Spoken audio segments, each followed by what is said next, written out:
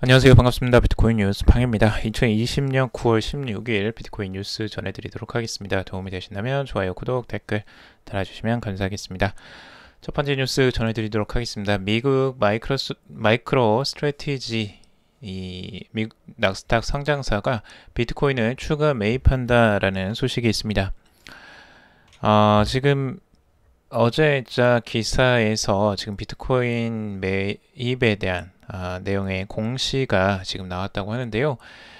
추가적으로 또 기사가 나왔습니다. 지금 정확히 얼마를 매입했는지까지 잠시 후에 한번 안내해 드리도록 하겠습니다. 우선 지금 지난달 3천억 원 규모의 비트코인 투자를 진행한 이 미국 나스닥 상장사인 마이크로 스트래티지가 비트코인 추가 매입 의사를 밝혔다고 하는데요. 이 미 증권거래위원회 사이트에 게재된 공시자료에 따르면 이 MSTR은 이 비트코인을 기업의 주요 준비 자산으로 공식 채택하고 관련 투자 규모를 확대할 방침이다라고 공시를 했습니다. 이 기업이 SEC에 제출한 양식 8호에 따르면 이 지난 11일 MSTR 이사회는 재무관리와 자본 배분 전략을 변경하는 신규 재무 준비 정책을 의결했다라는 내용입니다. 이제 양식 8호라는 건 이제 계획에 없던 사건이나 변경사항을 공시에 사용하는 양식이라고 하는데요. 그러니까 지금 이제 비트코인을 추가 매입하는 부분에 대한 이 공시를 이제 할 수밖에 없어요. 그러니까 나스닥 상장사이기 때문에 상장사들은 이런 변동사항들, 이 자산의 변동이나 뭐 큰 이슈에 대해서는 공시를 꼭 해야 됩니다. 그래서 이런 의무가 있기 때문에 지금 SEC에 이런 자료들을 제출하는 거고요. 그걸 통해서 우리는 이걸 알 수가 있죠. 이제 비트코인을 추가 매입하는구나. 이걸 이제 알 수가 있는데, 지금 이 MSTR은 새 정책에 따라서 이 기업의 재무 준비 자산이 현금 자산과 비트코인으로 구성된다라고 이야기를 하고 있습니다. 이 시장 상황과 주식 재매입 활동 등을 포함한 현금 자산 사업의 예상 수요를 감안해서 비트코인을 장기적인 주요 재무 준비 자산으로 사용할 것이다라고 설명을 하고 있습니다. 신규 정책으로 이 MSTR이 비트코인 추가 매집에 나서면 기업의 비트코인 보유량은 당초 계획한 2억 5천만 달러 수준을 넘게 될 것이다 라고 하고 있는데요. 지금 원래 매입했던 게 이제 2만 1454 BTC를 매입했었습니다. 근데 추가로 또 매입을 한 거예요, 이번에. 그래서 추가로 매입하는 금액이 이제 정확히 얼마인지를 한번 보도록 하겠습니다. 자, 지금 원래 마이크로 스트레치지가 이제 1억 7,500만 달러어치의 비트코인을 추가로 매입했다라는 소식이고요.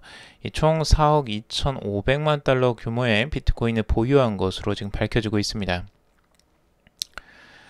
지금 이 마이클 세일러, 이 CEO고요. 지금 마이크로 스트래티지의 CEO가 직접적으로 트위터에 이렇게 올린 내용입니다. 여기 보시면 지금 이 전일 1만 6,796개의 비트코인을 1억 7,500만 달러에 매입했다라는 사실을 지금 여기에서 밝히고 있습니다. 그는 또 지금까지 비용과 수수료를 포함해서 이 4억 2,500만 달러를 들여서 총 38,250개의 비트코인을 구입했다라고 덧붙이고 있습니다. 이 기업정보 회사인 마이크로 스트래티지는 이 전일 미국 증권거래위원회 비트코인을 이 기본 회계 자산으로 결정을 했고 비트코인을 추가 매입할 가능성이 있다라고 보도를 한 것에 대해서 이제 추가적으로 구체적으로 이게 나온 거죠. 그래서 지금 이게 얼마나 이제 큰 건지 감이 안 오실 수도 있을 텐데 지금 마이크로 스트래티지라는 기업의 가치, 그러니까 시총 총 평가 가치가 12억 달러로 지금 평가가 되고 있습니다. 자, 근데 비트코인을 지금 보유한 게 4억 2,500만 달러예요. 자, 그러면 이 전체 총 기업 가치의 3분의 1을 지금 비트코인에 투자를 했다라는 겁니다. 어마어마한 양이고요. 기업의 진짜 자산이 비중이 어마어마하게 큰 겁니다. 실제적으로 이게 그것도 나스닥 상장사가 이런 것들을 한다는 건 외부에서는 굉장히 위험성이 높아 보일 수 있는 부분인데도 이렇게 과감하게 투자를 지금 결정을 하고 있고 이 CEO는 진짜 비트코인에 대한 확신이 있나 봐요. 그런 긍정적인 그 감을 가지고 있는지, 여기에 대해서 지금 CEO가 실제로 이야기한 이 코멘트 내용을 보자면, 이 예전에 마이클 세일러가 이제 이야기했던 부분이, 비트코인은 세계에서 가장 널리 채택된 암호화폐이자 신뢰할 수 있는 가치 저장 수단으로 이 장기적 관점에서 현금을 보유하는 것보다 매력적이다라고 밝혔습니다. 이건 CEO의 이제 입장에서 나온 내용이고요. 뭐 그렇게 생각을 하니까 비트코인을 이렇게 매입할 수 있겠죠. 그래서 지금 이 부분을 보면 앞으로 이제 그 기업들에서 이 하나의 자산으로서 축적할 가능성들이 또 있을 수 있겠죠. 이렇게 이제 비슷하게 따라가려고 하는 기업들이 나올 수도 있고요. 이 사례가 한번 나오면 그걸 똑같이 또 따라하는 사람들이 생깁니다.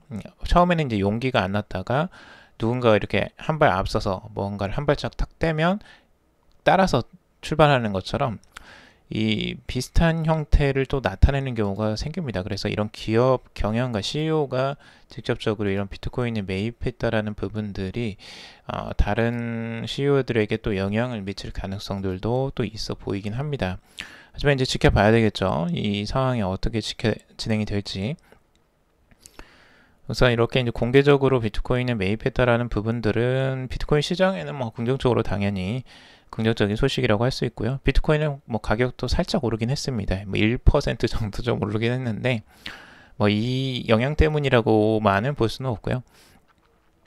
아무튼 이런 부분들이 이제 긍정적인 암호화폐 시장에도 이제 긍정적인 이슈이긴 합니다. 이 자체가. 자, 비트코인의 가격 흐름 같이 살펴보면요. 지금 이제 1,800달러 선까지 살짝 더 상승을 했습니다. 어제보다 조금 더 상승세가 나타났고, 아직까지 이제 뭐 큰 힘을 발휘하면서 상승하지는 않고 있지만 조금씩 야금야금 지금 상승을 하고 있는데, 어제 이제 증시도 좋았습니다. 이제 미국 증시도 이제 상승세가 좀 있어서 그 부분에 대한 영향도 있지 않았을까 좀 보여지긴 하고요.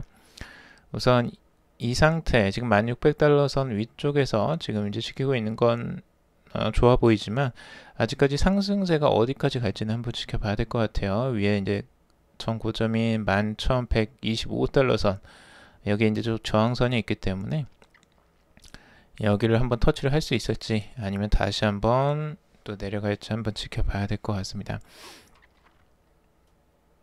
그리고 지금 RSI 4시간봉으로 봤을 때 이제 RSI가 거의 이제 과매수 국면에 살짝 진입하려고 하는 부분을 보여주고 있는데 아직 70 이상으로는 올라가지는 않았습니다. 자, 그리고 TNT 선라이즈라는 이 분석을 한 내용인데요. TNT 선라이즈는 지금 이제 긍정적으로 해석을 하고 있습니다. 비트코인이 단기적으로 삼각 수렴하는 형태들을 깨고 올라갔기 때문에 추가적으로 상승하는 흐름들이 나올 수 있다라고 긍정적으로 전망을 하고 있습니다. 그래서 12,000달러 선까지 이 정고점이었던 때까지 다시 긍정적으로 올라갈 수 있는 부분을 염두에 두고 있고요. 자, 그리고 태국의 중앙은행이 블록체인 기반 채권 발행 플랫폼 출시 약 2조 원 상당을 판매했다라는 내용입니다. 태국 중앙은행이 이 블록체인 플랫폼 상에서 이 1조 8,900원 상당의 채권을 판매를 했는데, 이 태국 중앙은행 공식 사이트를 통해서 이게 이루어졌다고 합니다. 이 정부 저축 채권 발행을 위한 블록체인 플랫폼을 출시하고 일주일 만에 500억 바트 상당의 채권을 판매한 것으로 나오고 있습니다. 하나로는 약 1조 8,910억 원 상당, 어마어마한 액수죠. 그래서 이 플랫폼은 정부 저축 채권, 1바트 채권과 이 무빙 포워드를 지원하며 순조롭게 가동에 들어갔고, 정부는 이번 채권 매각으로 확보한 자금을 정부 재정 적자를 충당하는 데 사용할 계획이라고 하고 있습니다. 이 중앙은행에서 이 블록체인 기술을 통해서 더욱 안전하고 효율적인 정부 채권 인프라를 구축하는 이 DLT 전자채권 프로젝트를 태국 이 중앙은행에서 진행을 했었다고 하고요. 그게 이제 이번에 실제 활용이 되고 있는 거죠. 그래서 블록체인 플랫폼이 이 채권 판매, 채권 발행에도 지금 활용이 되고 있다라는 내용의 기사입니다. 앞으로 이런 것들은 굉장히 많이 나올 것 같고, 이 중앙은행에서 발행하는 뭐 CBDC뿐만 아니라 이런 블록체인 기반의 이 플랫폼들, 그리고 이 채권 발행에서도 이 블록체인이 활용이 되고 있다라는 부분, 채권뿐만 아니라 앞으로 이제 증권에서도 이 주식 시장에서도 플랫폼으로 활용될 가능성이 충분히 있어 보입니다. 자, 그리고 디파이에 대한 또 기사인데요. 이 디파이는 왜 블록체인 시장에 뜨거운 감자가 된 걸까라는 내용입니다. 뭐 여기에는 가장 중요한 건 이 이익을 쫓는 이 사람들의 심리 때문이죠. 근데 여기에서 이제 이 주객이 전도된 이 디파이 프로젝트라는 내용이 있는데요. 결국에는 그겁니다. 원래 담보로 암호화폐를 맡기면 이 스테이블 코인을 빌려주는 이런 형태가 이제 디파이 프로젝트의 기본적인 그 비즈니스 모델인데, 여기에서 이제 수익을 얻고 뭐 하는 게 주요적인 임무인데요.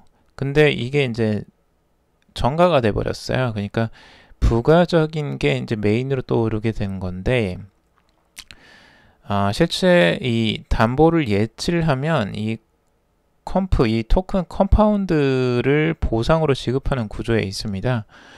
자, 근데 재미난 게 이 컴파운드를 보상으로 주니까 이 컴파운드를 계속 이제 받잖아요. 근데 이게 이제 떨어지면 별로 받고 싶지 않을 텐데, 이 가격이 계속 올라가니까 이걸 더 많이 받고 싶은 거예요. 그러니까 실제적으로 이 대출을 하는 사람들보다 이걸 담보로 예치를 해서, 자신의 암호화폐를 담보로 예치를 해서 이 컴파운드라는 이 토큰을 얻어서 그 가치가 올라가는 그 돈을 버는 게 이제 좋은 거죠. 이제 그걸 위해서 계속 예치를 하는 거예요. 그러니까 사람들은 이걸 실제 대출하는 플랫폼으로 보는 게 아니고 이 컴프를 얻는 플랫폼으로 이제 보는 거죠. 근데 이 토큰이 계속 올라갈 때는 좋아요. 하지만 이게 가격이 급락하는 상황들이 만약 발생하게 된다. 이러면 어떻게 될까?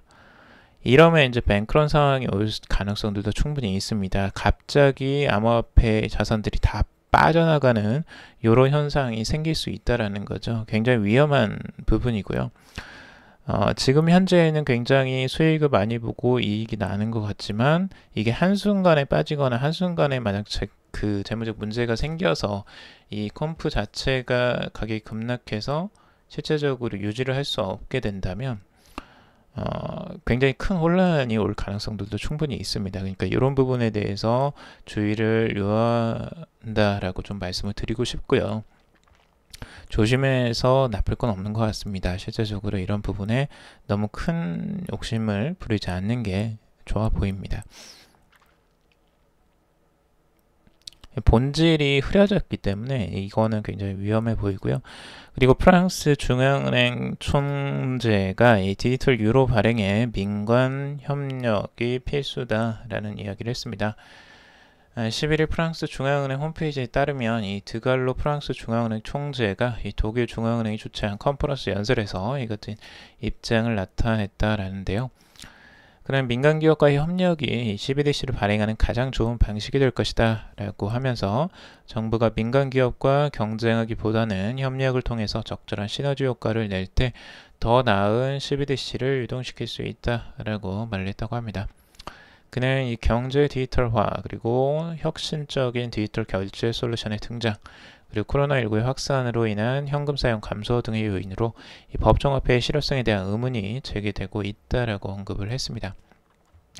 이러한 상황에서 유럽 정부와 중앙은행이 결제 부분에서 도태되지 않기 위해서는 기존 결제 시스템의 비효율성을 받아들이고 이를 해결할 수 있는 기술 혁신을 검토해야 된다라고 강조를 했습니다.